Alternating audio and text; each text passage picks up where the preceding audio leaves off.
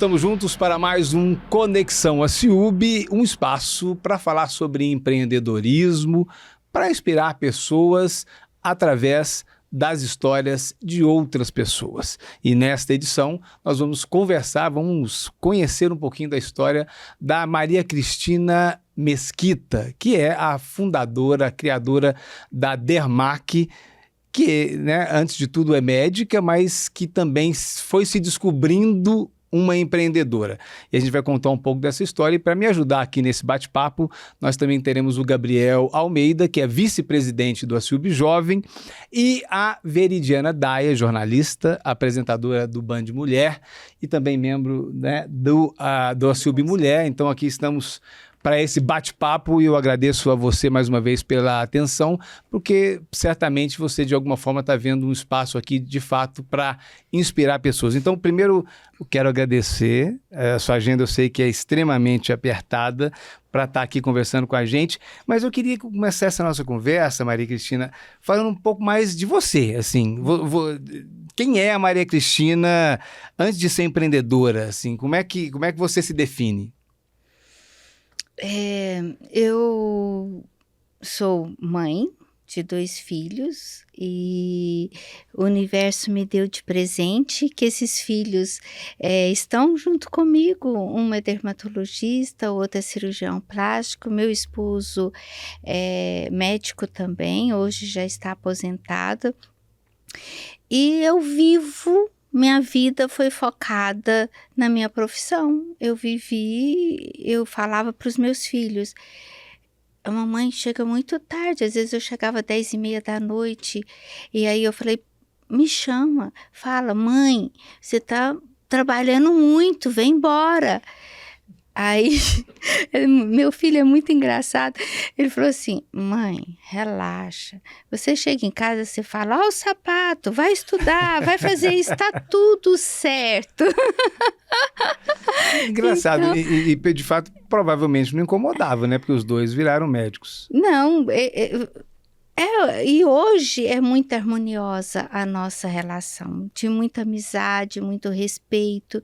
Então, apesar de trabalhar muito, eu não sei o que eu fiz que deu certo, mas essa ausência que a gente sempre se culpa, sempre é uma fatura vencida, mulher, né? Muito difícil.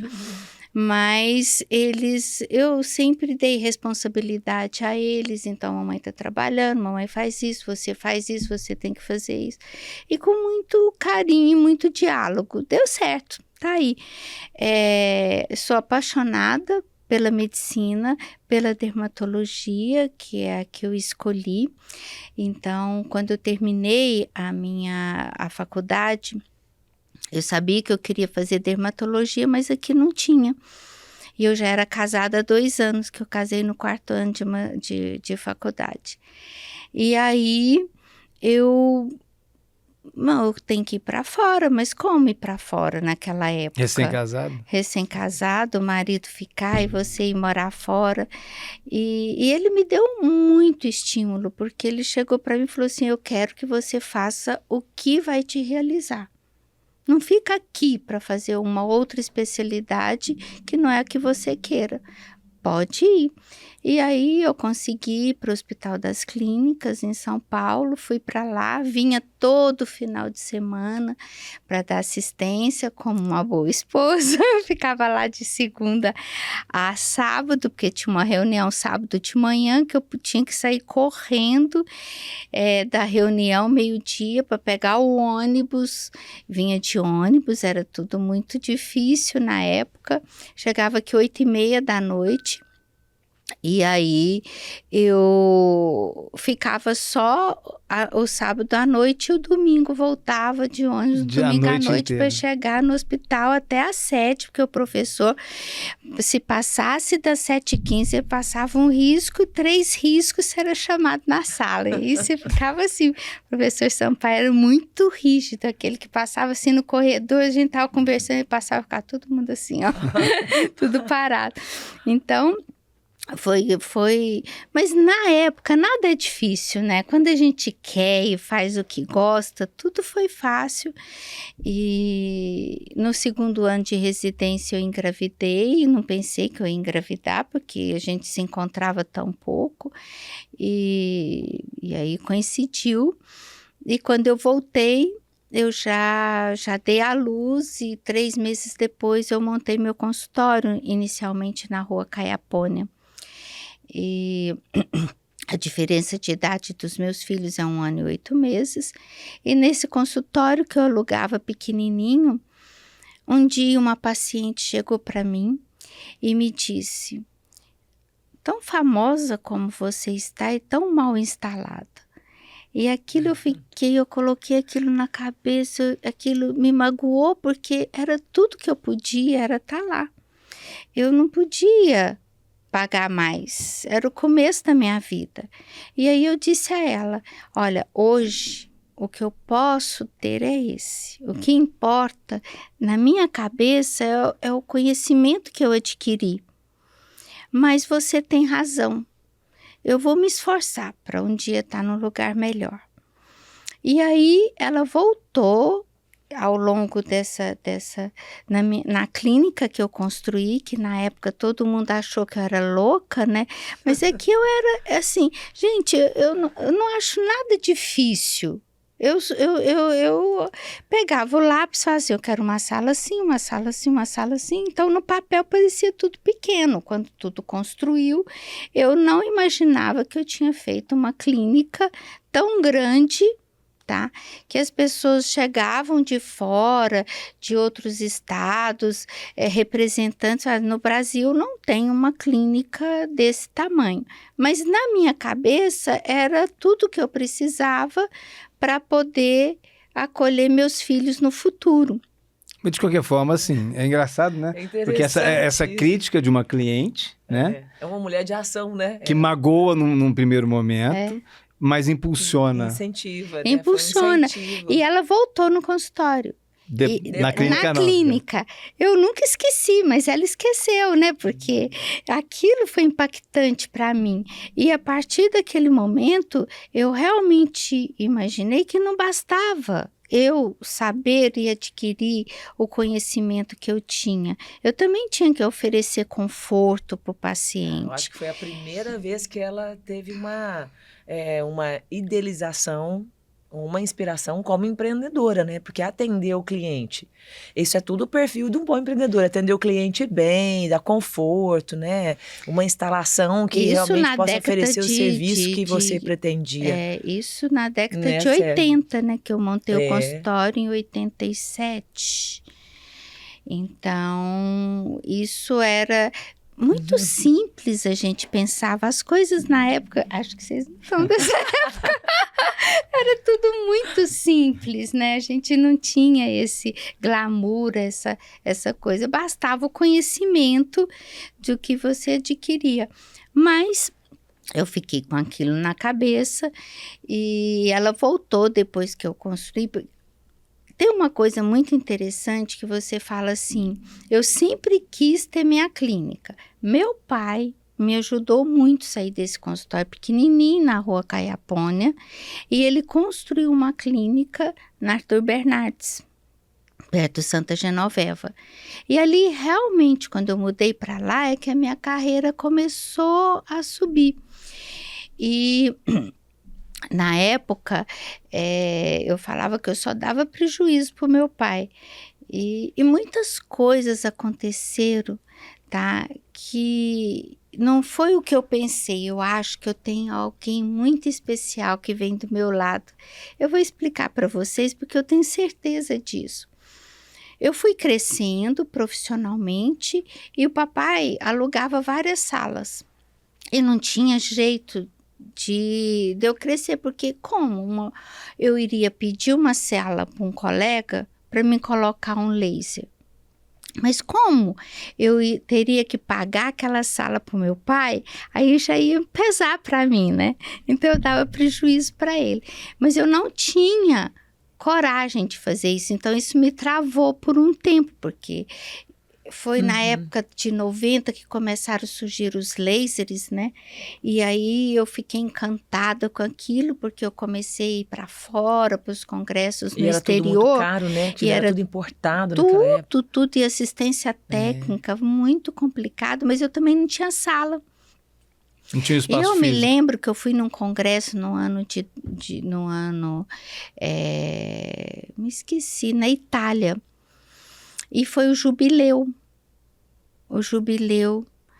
Eu passava nas basílicas e via que a porta central, eu não sei se vocês já despertaram para isso, ela nunca é aberta. Ela só abre Só de as 50 laterais. em 50 anos. Só as laterais. E eu fui num congresso em Roma.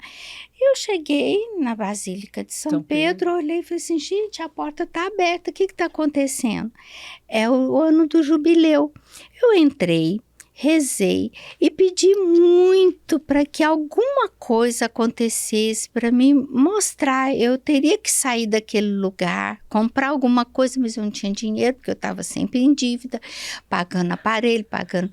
Então, eu não tinha lugar para ir. Quando eu voltei de Roma, eu juro para vocês, que coisa estranha, 2 colegas compraram a esquina de baixo e falaram que ia sair. Outros 2 colegas compraram uma clínica ao lado da casa deles, mas assim, seguida, em 20 dias. E só ficou uma colega. Sobrou aquele tanto de sala. Ficou uma colega. E essa colega, ela... diante de todo mundo sempre assim, gente, ela pensou, eu não vou dar conta de custear isso daqui, né? E falou que ia sair. Eu chorei tanto. Falei, o que eu vou fazer agora? Eu tinha ganhado uma clínica, mas eu tinha que pagar por tudo aquilo, né? Mas eu não tinha dinheiro. Era tudo muito difícil. E eu fui conversar com meu pai. E aí ele falou, não, você pode ficar com a clínica. Você só paga o condomínio de um apartamento que eu tenho. Eu chorei de solução. Eu nunca esperava isso dele. Porque papai é muito certinho, assim, sabe? E ali foi um impulso. E ali foi um impulso. Foi quando eu comecei a investir em aparelhos, tá? E quando um dia eu moro no Caraíba, eu entrei na Nicomedes, isso em 90 e pouco, eu pensei, por que ninguém constrói nessa avenida? Ela vai para a Unitri, na época tinha o Uberlândia Shopping, não tinha nada ali, nada. Não tinha o Uberlândia Shopping, né? Tinha. Não, tinha o Uberlândia Shopping, mas... Não, era o Uberlândia Shopping onde era o Unitri, né? Não, Uber Shopping. Uber Onde é o MC? Isso, Uberlândia. Então, não existia o Uberlândia Shopping nem projeto. Eu até Uber esqueci. Shopping Uber chamava, Shopping. né? Era Uber onde era a Shopping. Unitri. É 1988, até circulou uns vídeos. É 98? 88. O Uber Shopping é de 88. Então, isso deve ter sido 90, que eu devo ter comprado esse terreno, 96, por aí. Ele era mato puro ali, né? Para quem está nos puro. assistindo, né, não conhece, ali é na Nicomedes, ali logo depois do viaduto, quando começa a subir, né? Isso, tem a rotatória. Do lado direito, tem ali, era uma região que não tinha realmente nada construído. Nada construído. Tanto que do lado esquerdo ainda não tem, eu acho que é uma área pública também, não, até hoje não tem nada. Então, olha o que louco. Verdade. Eu ali entrei era na Nicomedes, mato. eu falei, por que ninguém constrói aqui? Essa avenida é de 2 pistas, vai para uma faculdade. E fui descendo. Olha o olhar de empreendedora. Pois é, mas eu não sei se sou eu. Aí eu ainda não tenho essa consciência. Por quê? Quando eu estava dirigindo, que eu abaixei, eu parei o carro à direita e olhei para o terreno da Rua da Paz. Eu falei, aqui é um bom lugar. É a esquina da Rua da Paz. O que me chamou a atenção foi a Rua da Paz. O nome, Rua da Paz. Porque um colega do meu filho morava nessa Rua da Paz lá mais para frente. Bom, falei que é legal. Peguei o carro, fui para o consultório, que era lá na Arthur Bernardes. Chegando lá, a Tereza Maria, da Módulos, estava na sala de espera me esperando. olha isso. Porque existe essa conexão de energia, Jogou pro eu acredito universo. nisso. Ela Também. veio até mim e falou assim, Cristina, saiu hoje para vender uns terrenos, acabei de pegar a planta e a primeira pessoa que eu pensei foi você. Falei, Olha Tereza, só. Maria, mas eu não tenho dinheiro, acabei de comprar um laser. Minha vida A vida era essa assim, mesmo. era o que me dava prazer, era investir em tecnologia que podia melhorar meus resultados. Eu não queria saber quanto custava. Eu tinha capacidade de trabalhar, eu sei que eu ia pagar. E aí eu trabalhava 10 horas, sábado, eu trabalhava louco. Eu tinha a capacidade do trabalho e sonhava em ter uma coisa melhor. Eu já tinha uma clínica que já oferecia mais conforto. E essa coisa de assumir a clínica, antes da gente voltar para a história da Dermac, né, lá onde ela está, na Nicomedes, aquele susto, né, aquele impulso do seu pai, mas isso foi rapidamente, você já incorporou o Não, espaço? já caiu a ficha. Eu falei, eu ganhei de presente. Era tudo que eu tinha pedido na Basílica de São Pedro. Faltava um pouco de coragem antes, você acha? Nunca. Coragem nunca Não, me não faltou. coragem de assumir esse risco. Mas assim, no sentido de chegar... porque você não chegou pro seu pai antes e disse, pai, eu quero assumir a clínica sozinha. Eu quero. Não, eu cheguei e falei para ele. Mas depois que Todo mundo saiu. É. Porque eu não tinha coragem de Exato. pedir para os colegas que estavam lá comigo tanto tempo, pedir para sair, para me poder pôr um aparelho na sala. Uhum. Entendeu? Então, assim, eu tinha muito Um carinho respeito e por eles, respeito né? por eles. Eu que tinha que sair. Para um lugar maior, que já que lá que não te cabia, né? Em 20 dias, tudo se resolveu. Como pode? Eu não consigo entender. E aí... Voltamos lá para Tereza Maria, te esperando na recepção no mesmo dia. Isso foi no mesmo dia? Na mesma hora. Eu saí daqui, era 9 horas da manhã... Passei, parei, dei seta, saí e cheguei no consultório. Você lembra como se fosse hoje? Nós estamos falando de Porque quê? isso 16 marcou anos? muito. Quando ela né? me falou, eu disse, eu não tenho. Ela falou assim, Cristina, mas esses terrenos dividem 60 vezes. Eu falei assim, bom, Tereza Maria, 60 vezes dá pra gente pensar e ver, né? Peraí, vamos lá pro consultório. Quando Parcelar, você já tinha experiência em parcelar coisas, né? Já, né? Mais uma trabalha até mais tarde. Aí ela abriu a planta na minha maca e eu olhei para ela e falei, Tereza Maria, alguma coisa muito estranha acabou de acontecer. Eu arrepiei inteirinha. Eu falei assim, O terreno estava na planta. acabei de passar.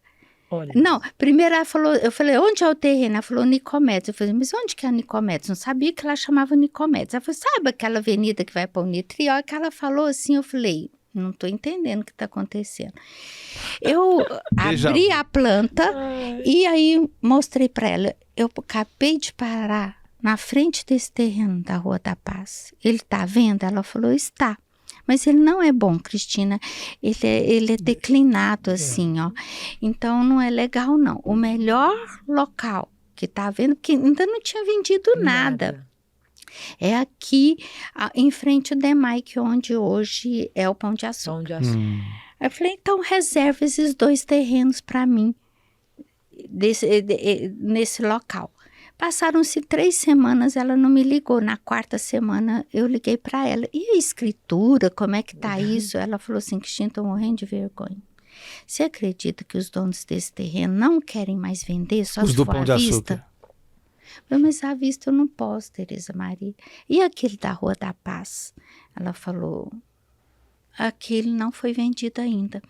Porque em 3 semanas, quando colocaram isso para vender, foi Explodiu, assim, ó, né? Explodiu rápido. Quando o dono viu que poderia Em vender à 60, vista em vez de parcelar, né? Quer dizer, na época, 1.000 metros mais caro que eu paguei foi 120 mil dividido em 60 vezes. 60 meses. Nossa, Então, foi maravilhoso. foi vendido assim. Então, super rápido. Que eu iria comprar 2 ali, comprei 3 lá embaixo. Então lá são 3 mil metros? Não, lá são hoje 6 mil e pouco. Porque Ah, eu comprei tá. o estacionamento e Estacionamento. comprei o terreno do lado. Então, são 6.200 metros, eu acho. Gabriel, um bom dinheiro para naquele lugar ali hoje na Zona Sul de Vianante.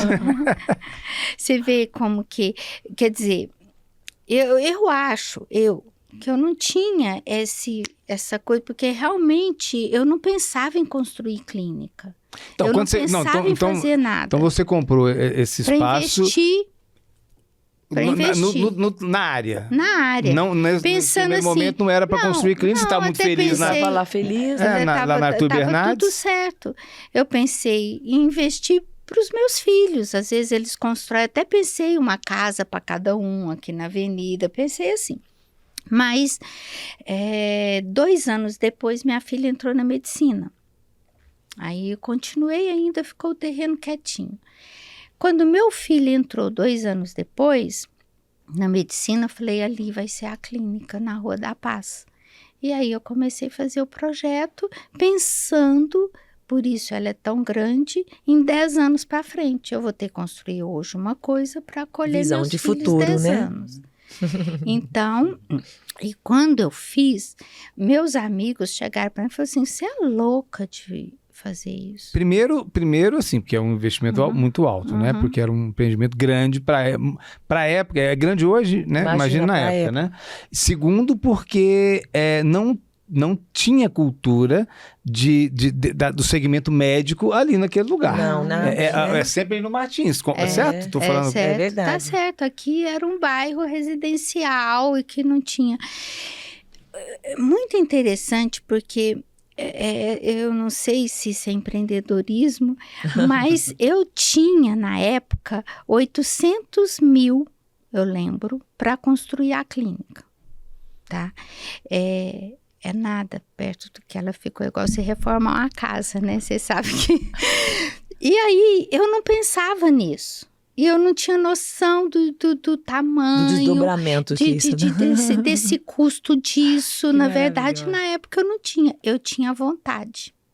Eu tinha a garra do trabalho. Mas você não via... Mas você vislumbrava o empreendimento no futuro, com você, com seus filhos. Isso. Uma clínica para a família, né? Para a família, para acolher meus filhos. Mas aí eu ia fazendo os quadradinhos assim e não tinha noção do tamanho assim que seria. E quando você ia eu colocando fiz as necessidades. 1.500 metros, foi 1.500 metros era a proposta inicial. Mas aí as pessoas chegaram para mim, como tinha mais 1.500 metros para ser construídos, e aí ele ficou, eu não ia construir só os 1.500, eles falaram, nossa, se você fizer alguma coisa eu vou para lá, se você fizer isso eu vou para lá, faz isso. Então, aí eu fui fazendo. Então, ela foi nascendo com esse modelo diferente com os amigos que queriam estar lá.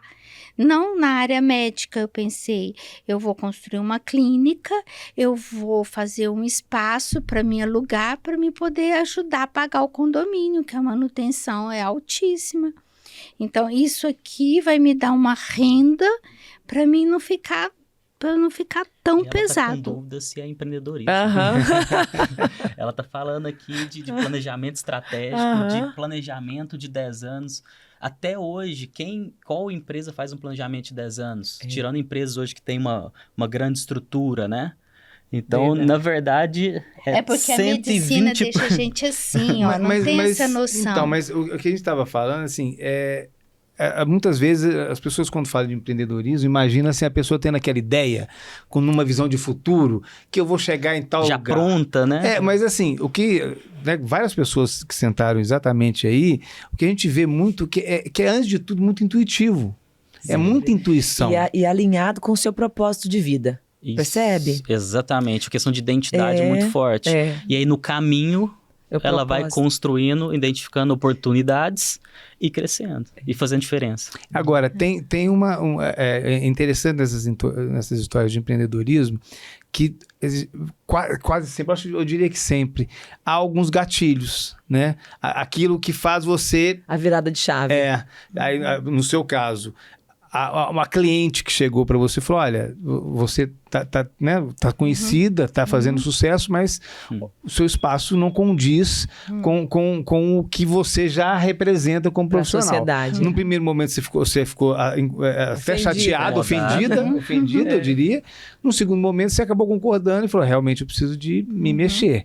Esse foi um gatilho. Uma crítica construtiva. O segundo gatilho foi quando os seus colegas lá no espaço que era do seu pai resolveram sair por questões, cada um com as suas questões. Cada um no seu espaço. E te obrigou até, naquele momento, ou você assumia tudo, ou você também teria que sair, né, no final das contas. Então, e depois o terceiro gatilho, vamos dizer assim, foi você vislumbrar que seus filhos escolheram medicina, então não foi...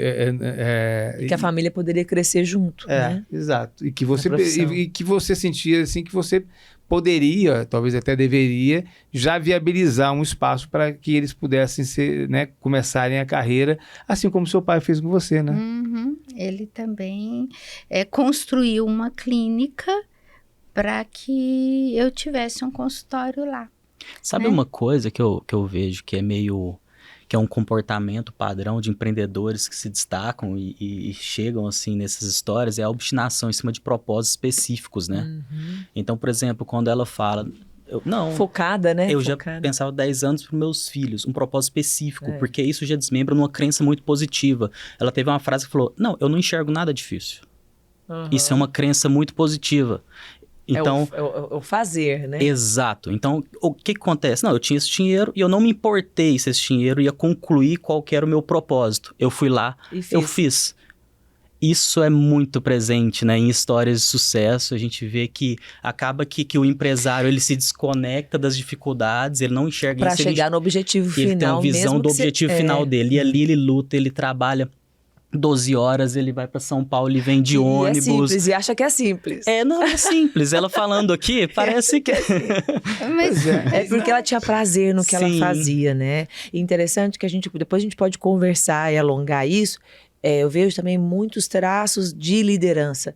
Então, ela tem, e as pessoas seguem ela. Todos esses amigos que queriam abrir alguma coisa lá, é porque sabiam que você tinha esse perfil de fazer dar certo.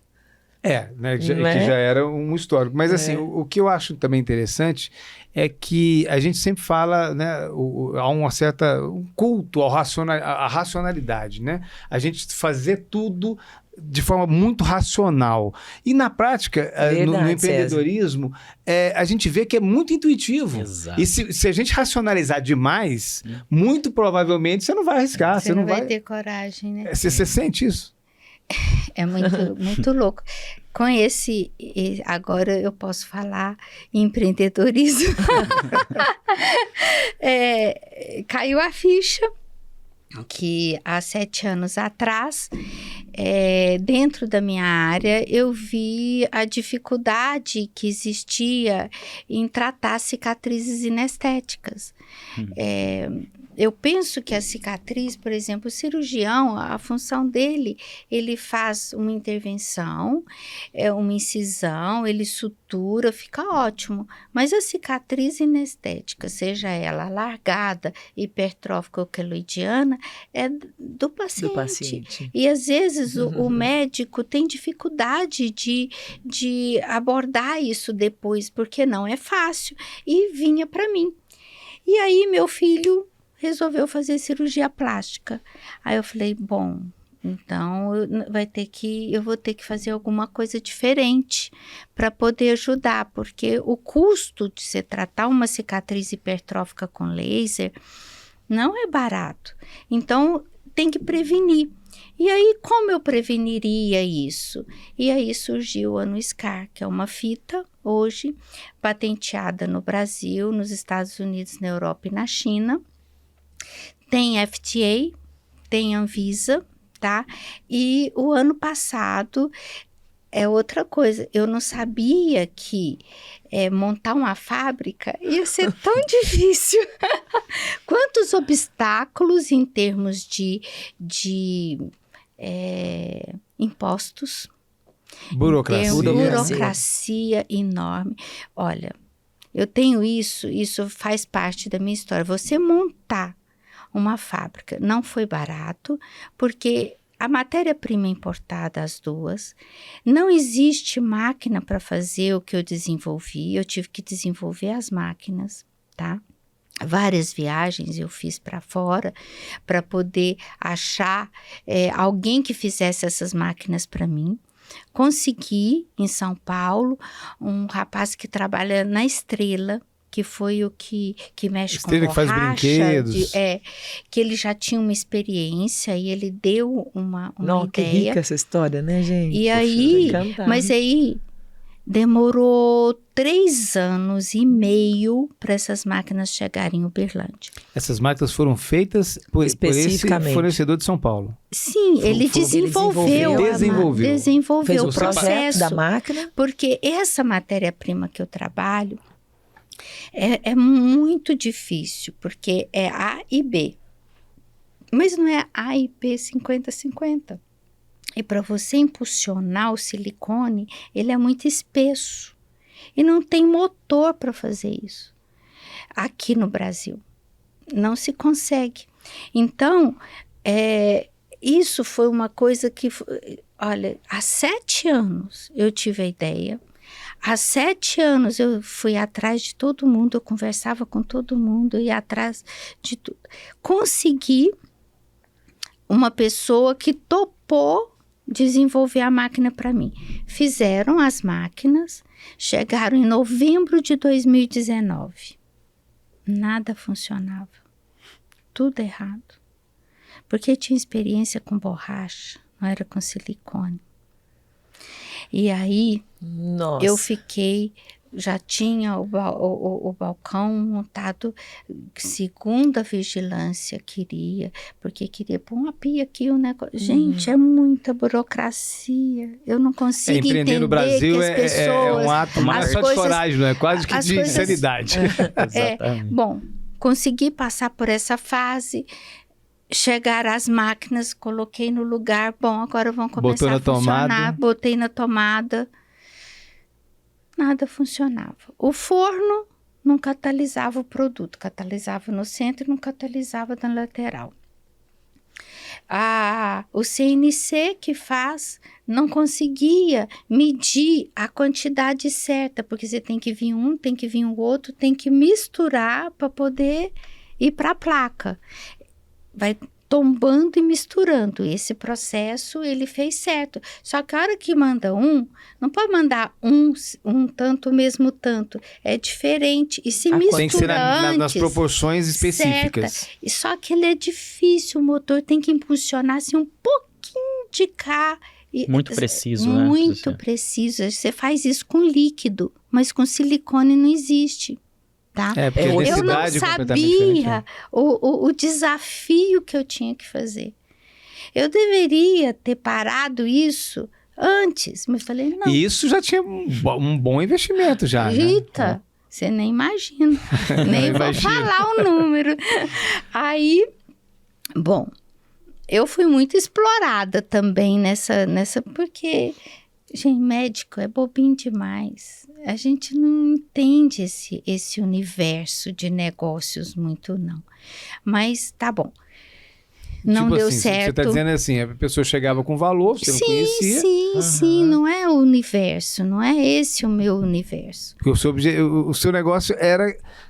Fazer ficar aquilo sair daquele jeito. Aquilo que tinha na minha mente, para ter o resultado. Entendeu? Para dar o resultado que eu sonhava. Bom, parou a fábrica.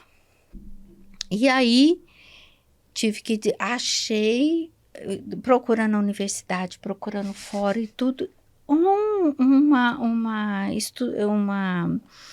mestranda da universidade foi no meu consultório.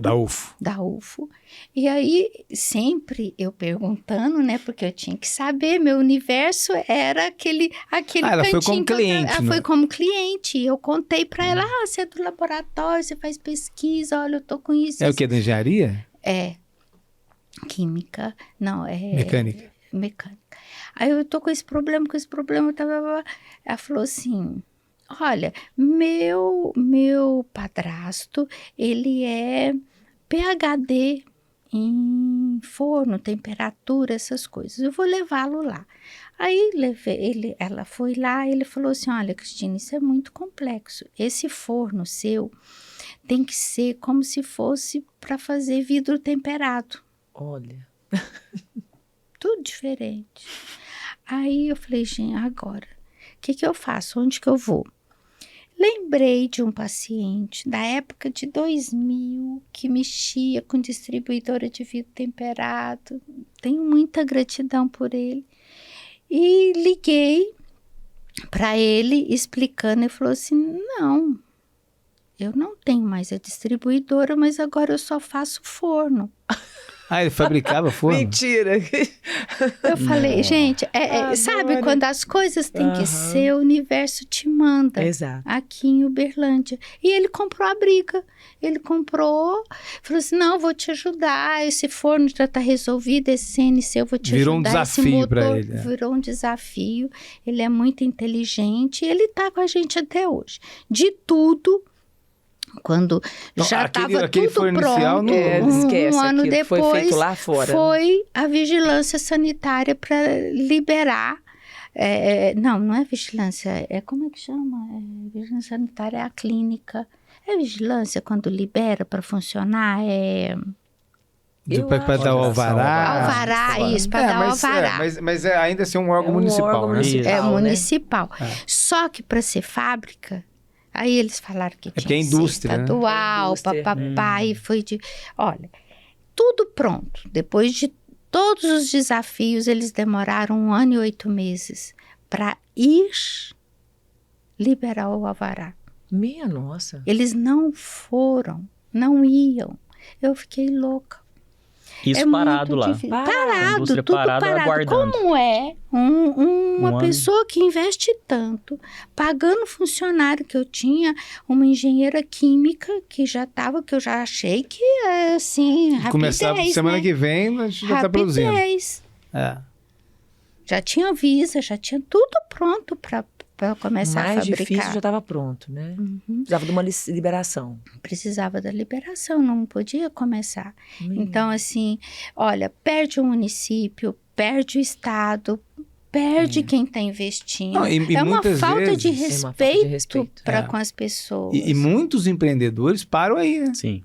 Porque você não tem condições de manter aquela estrutura. Exatamente. Aí se torna inviável para o empreendedor. E quantos que morrem nesse momento. Eu tô com excelentes ideias, né? Excelentes ideias. Assim, como ela é visionária, né? E à frente do tempo dela, preocupada com uma coisa para melhorar uma cicatriz que ninguém ainda tinha percebido e levantado, fica a cicatriz, fica assim mesmo. E ela, não, eu vou dar um jeito de melhorar essa cicatriz. E nós estamos falando que assim, surpreendente. Não é que você inventou um produto, você inventou tudo. Máquinas, né? Não você, mas assim... Sim. Você, ela, porque a sua iniciativa para produzirem aquilo, né? Fabricarem. Para ajudar milhares de pessoas. Olha que interessante, no emocional delas. Né? Porque fica, exatamente. Né? A cicatriz, ela marca. Aquilo traz sequelas, né, emocionais para as pessoas. E a maior dificuldade do ser humano é trabalhar com o emocional. Isso foi maravilhoso. O silicone na cicatriz, ele surgiu na década de 80, que era líquido. Silicone em gel, não é líquido, em gel. Em 1983, eles desenvolveram a fita, porque a fita, ela comprimia um pouco. Então, demorou 30 anos. Entre usar o silicone em gel e a fita. A fita simples, reta. Para mim poder trabalhar esse princípio, porque eu fiz traves, fiz compressão gradativa, coloquei medicamento na cola, fiz o design certo, onde é mais largo, onde tem mais tensão. Olha só. Aí foi... A indústria começou a funcionar quando, efetivamente? O ano passado. 2021. E já está no mundo inteiro. Não está no mundo inteiro, não. Está no Brasil. É um produto, mas é um produto que não existe. Mas eu não pude. Tudo foi difícil. Como eu ia inaugurar a fábrica e começar a vender em pandemia, que todos os hospitais estavam parados e não existia cirurgia? Como eu ia divulgar a fita? investir em marketing, para mim, que estava assumindo tudo isso, era difícil. Não sobrava. Não ia ter jeito de tangibilizar então, isso, e também na época da pandemia, isso também foi um outro desafio, que eu no celular... Foi um desafio duplo, né? Porque a clínica de dermatologia também, né? Não, aí eu trabalho lá, a hora que eu entro, vou sair daqui, eu chego lá às 10 horas e saio hoje 8h30, mas eu já trabalhei até às 11. Saio às 8h30, aí eu esqueço fábrica, esqueço filho, esqueço marido, aí eu me, assim... Sim, mas eu tô dizendo assim, na pandemia o seu negócio principal também foi impactado, né? Porque as pessoas estavam... Todos nós, tudo né? parado. Então, foi uma fase complicada.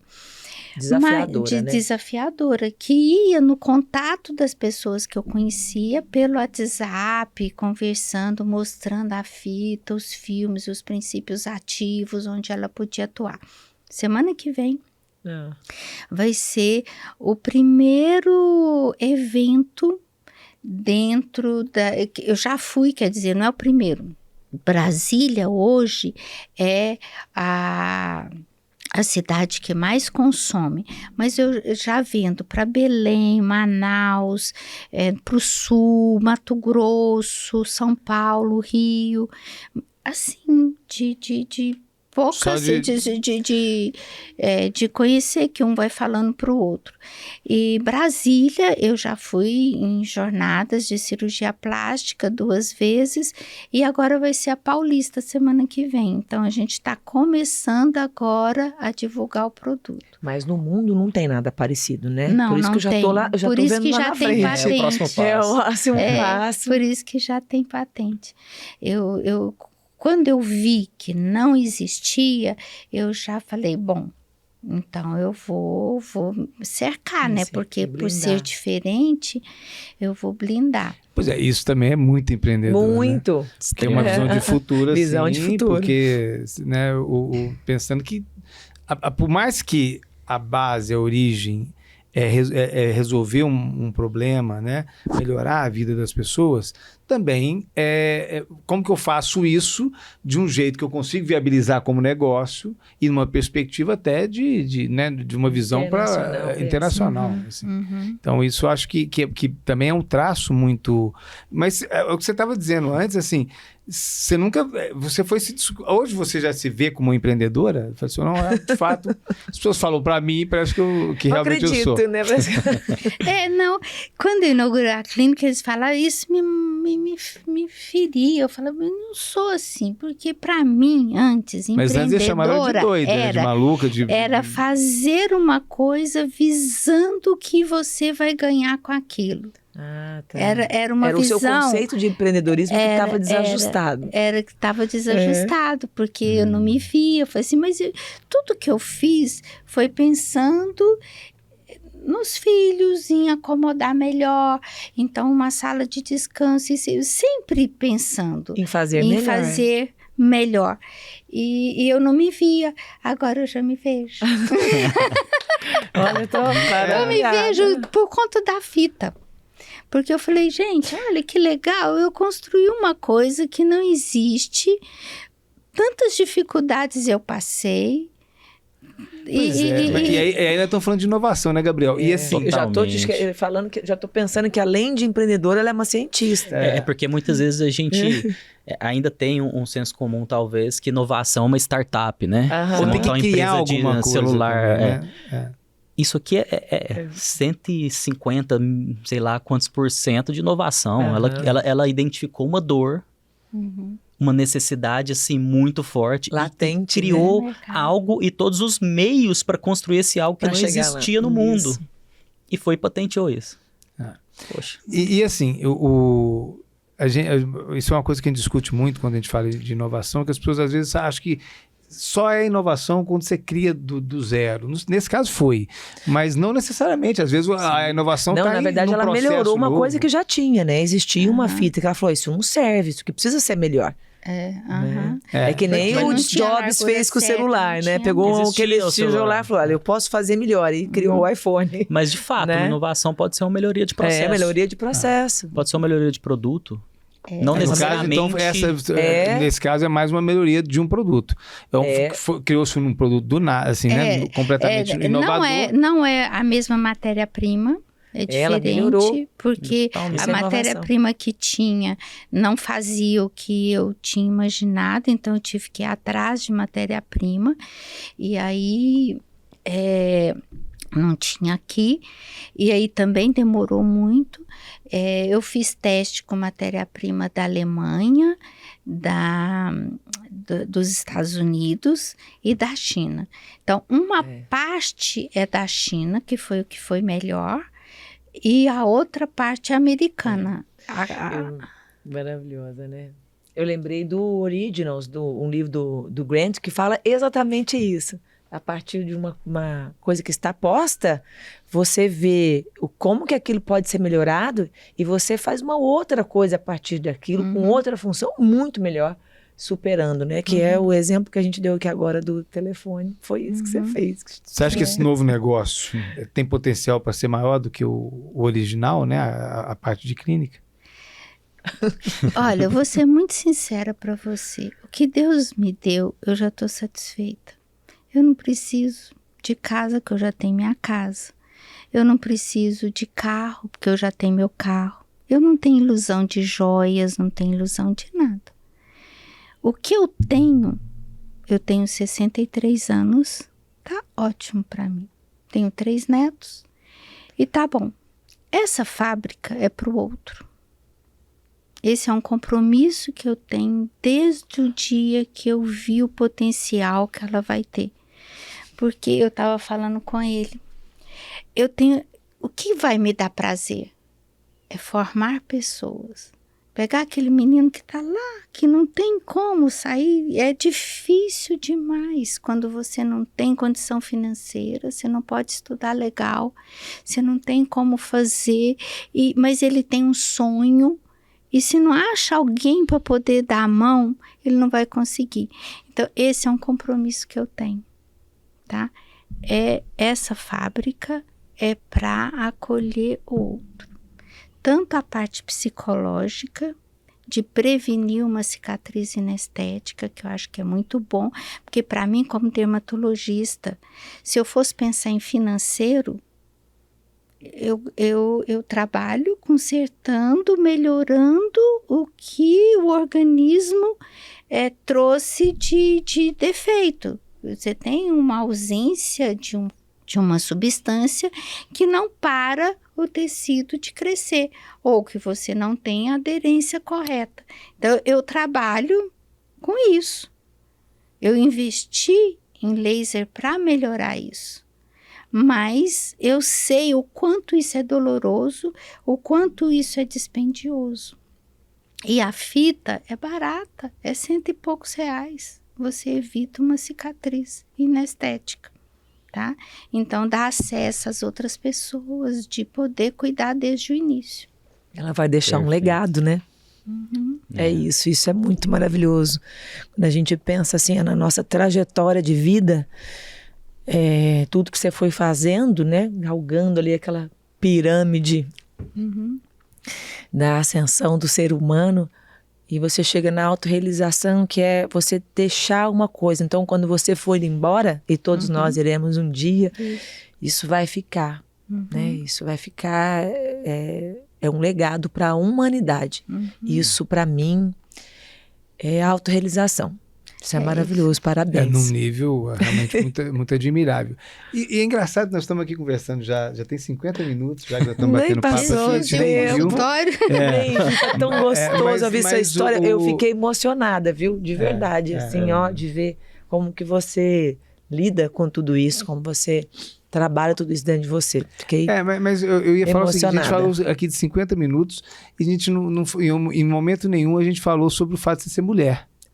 Né? Por quê? Porque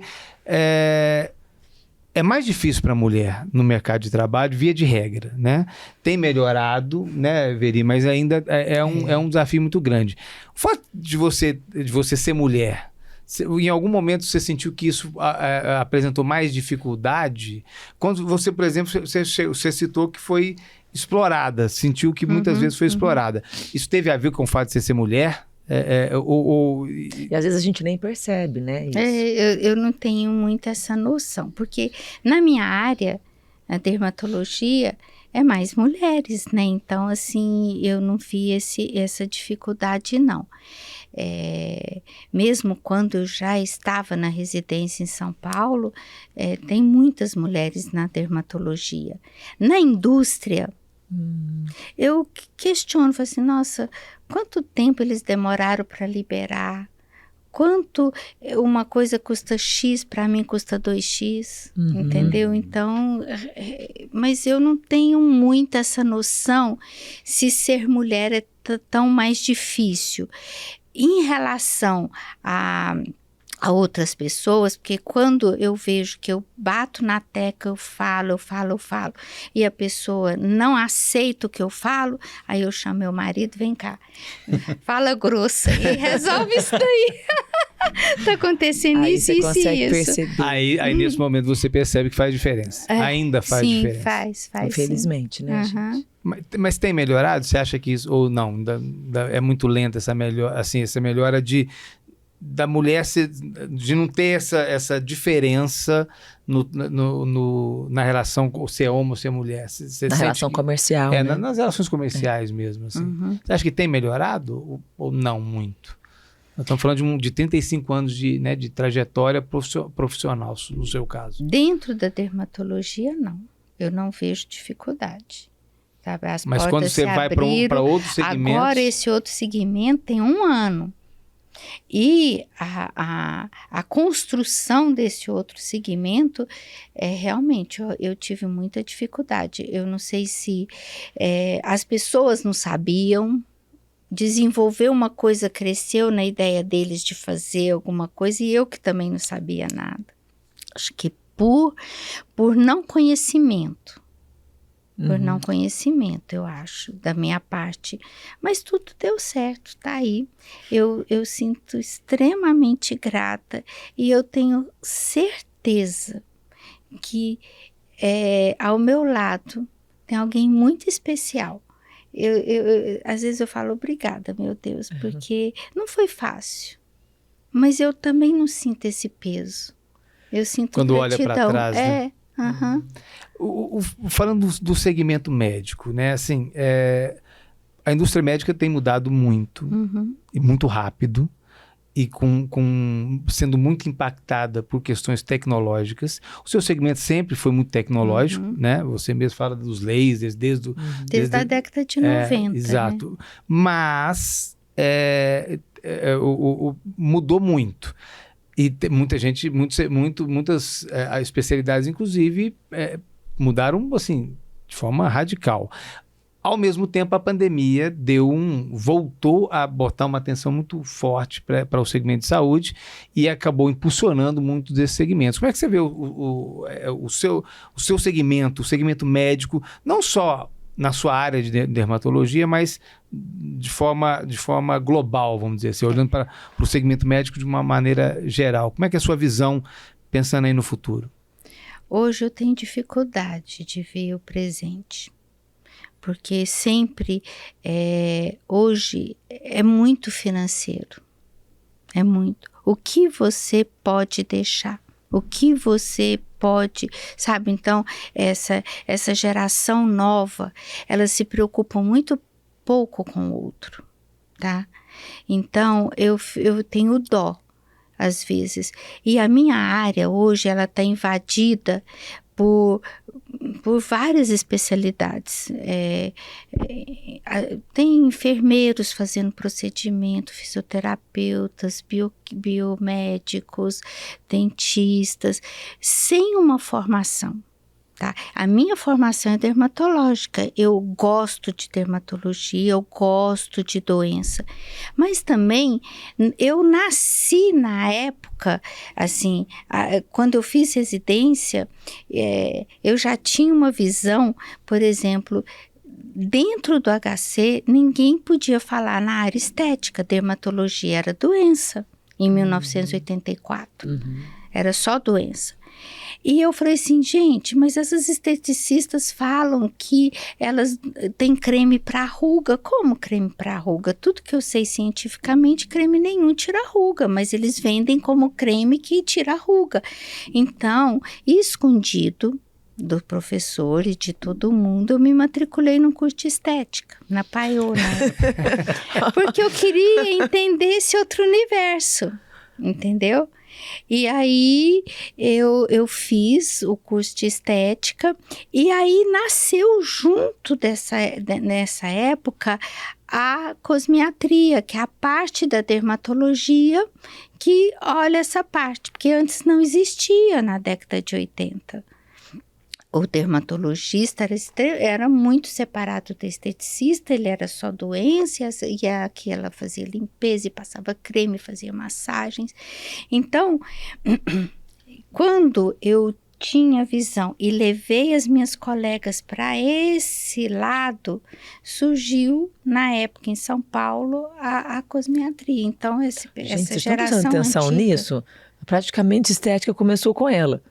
aqui Presta em Uberlândia, atenção. sim. Não, mas desde lá no berço, lá em São Paulo, olha os movimentos que ela fez. Ali Que dentro daquele sensacional. meu universo, né? Porque mesmo a E aí eu residência, fui- então, de dermatologia era voltada para doenças. Pra doenças Só da doença. pele. Mesmo lá em O São das Paulo. clínicas é só doença. Como ela Sabe, é inovadora, é só né? doença. Mas aí eu sou vaidosa. E aí eu queria saber. E eu queria saber como se fazia, o que as esteticistas faziam. E se o que elas faziam. Então eu chamava minhas colegas, aí tinha uns cursos na época que nasceu Quando você fala medicina colegas, você está estética. falando colegas Meus colegas de residência. de residência. Aí eu falei, não, Cristina, isso é picaretagem e tal. Eu falei, olha, pode ser picaretagem, mas você tem que dar a sua opinião. Não julgue sem você ver. Se você acha que nesse encontro você vai ter alguma coisa que vai te acrescentar, você puxa para você. Se você não tiver, você joga. Porque a USP, eles são muito, assim, vaidosos, né? Então, aí eu fui fazendo cursos fora, na Argentina, na França, na Itália, e eu fui procurando. Então, quando eu E cresci... lá fora, como é que era isso? lá fora já estava na frente, a França, né? a Itália, a Argentina estava na nossa E os frente. médicos já atuando nessa área lá fora Já também. fora, já se preocupando com essa parte estética, não só com doença. Mas hoje, vamos voltar para hoje, as pessoas estão procurando muito a parte financeira, além de qualquer coisa. E tem uma coisa, As pessoas estão falando, seus essa colegas. coisa de harmonização facial, tá? Que você vê em outdoor, que você vê em tudo, Nas redes tá sociais, transformando as pessoas. Tá ficando tudo dona redonda, tá ficando tudo deformado. Você olha e você vê a descaracterização. Tá virando desarmonização. Você acha vê, que isso pode- você pode- coloca Estão ficando 30 caricatas as seringas. Eu pessoas, tenho um né? paciente As pessoas que estão ficando foi... caricatas. Isso, Exato. que foi em Belo Horizonte, um dentista usou 30 seringas na face dele. 30 seringas, eu juro A gente pra não vocês. sabe o efeito disso a longo prazo, né? Ainda, né? Gente, olha, Na pele das pessoas, né? tem que Cristina? mudar. As pessoas têm que se conscientizar. E eu tento falar para os meus pacientes, você tem uma barriga flácida. Para mim melhorar sua flacidez, eu vou encher sua barriga. Você vai ficar barrigudinha, mas não vai ficar flácida. É isso que acontece com a face. Você enche a face, você melhora a flacidez, mas você enche a face. Então, hoje está surgindo um movimento de naturalização facial. O que quer dizer isso? Você usar menos produto possível, usar os pontos de tensão da pele, porque tem ligamentos, trabalha os ligamentos para você segurar, porque o ligamento cai, para você ser natural, mas também não deixar ficar estragado, porque vai caindo, né? E a gente está vivendo mais, a gente uma tem, questão, né, profissionalmente, e tem uma questão psicológica, né? De identidade. A gente olha no espelho e não se reconhece, né? Fico impressionado muito com isso, né? Como que é o reconhecimento depois de fazer determinados tipos de procedimento. Você olhar no espelho, ver, sou eu? Como que é esse, né? Esse reconhecimento. E tem pessoas que não conseguem se enxergar, elas acham que tem sempre que colocar. Se transforma numa busca. Fica, e ela procura felicidade nisso, fora, né? em vez de dentro, e não né? pode ter uma ruga. É uma neura. E isso você vê o movimento já inverso, então, de buscar mais o natural? Está nascendo isso, tá? Por conta desses exageros. Dentro da dermatologia, hoje, existe uma linha que sempre foi o que eu pensei. Eu agradeço, às vezes as pessoas confiam em mim e falam assim, o que eu tenho que fazer? Se eu pensasse financeiramente, você tem que fazer 30 seringas. Não, você tem que fazer menos. Eu sempre economizo para o outro, porque eu fico o bom e velho menos é mais, vale também para isso. Não, vamos economizar, não precisa disso não. Não, isso aqui é mais que isso aqui. Então, eu acho que a gente tem que... A medicina, o certo seria você olhar o outro, tá? Não é só na medicina, é em tudo. Não faça com o outro o que você não quer que faça com você. Não explore o outro porque você não quer ser explorado. Não roube o outro porque você não quer ser... Não xingue o outro porque você não quer... Não julgue porque você não quer ser julgado. Eu acho que isso as pessoas estão perdendo muito com o tempo. E eu gostaria muito, assim, se você falar assim, quem é você, Cristina? Parece que não é verdade, né? Porque eu tenho uma amiga que fala assim, Cristina, você não existe, mas não é. Vou me sentir extremamente realizada, porque a minha vida foi pautada no outro. Então, o que eu não faço comigo, eu não faço com o outro. Em todos os aspectos. E é difícil porque tem muito dinheiro também envolvido nisso, né? Ou seja, se eu colocar mais isso aqui, às vezes usar essa marca e não aquela, né? Vai me dar uma margem maior. É um dilema que o profissional da área médica vive todo santo dia, né? Mas aí acho que, como qualquer segmento de negócio, a questão da credibilidade e quem atua de forma correta, fazendo o que é necessário e não o que dá o que é certo, né? O que é certo e não o que vai dar mais dinheiro, certamente isso volta em benefício ou em malefício, né? Para quem faz o contrário. Você investir 1.200.000, ele vai se pagar? Não sei, mas ele vai melhorar os resultados? Vai melhorar os resultados. É o que eu faria para mim? É o que eu faria para mim. Tudo, quando se é certo, o universo manda de volta, com certeza. É isso, e eu acho que eu acho que com essa mensagem a gente vai finalizando essa conversa aqui, no sentido de que empreender é muito isso, né? É intuitivo, acho que isso ficou muito claro na história da Maria Cristina. Sempre, nunca é o lucro, né? Ou o crescimento, mesmo numa visão de futuro, mas resolver um problema, ter um propósito. O propósito pode ser criar um espaço para acolher os dois filhos que também escolheram medicina.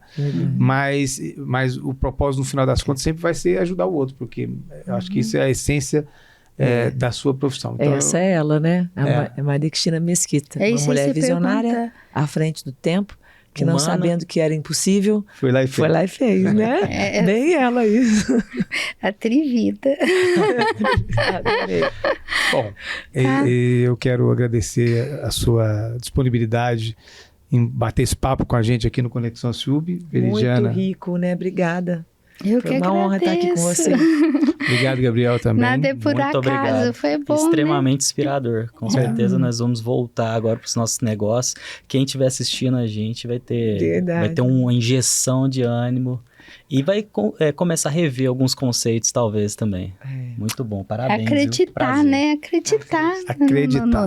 No que você sonha, né? Eu acho que isso é... Persistência. Persistência, tem que acreditar e inspirar mesmo, como o Gabriel disse. Eu acho que esse é o grande objetivo, né, ousado até do Conexão Aciúbe, que é de fato tentar inspirar a quem está nos assistindo por meio de histórias de empreendedores que persistiram, que acreditaram, por mais que em vários momentos parecia que realmente não ia dar certo. Obrigado pela atenção mais uma vez com a gente aqui no Conexão Aciúbe e a gente se vê no próximo programa. Até lá.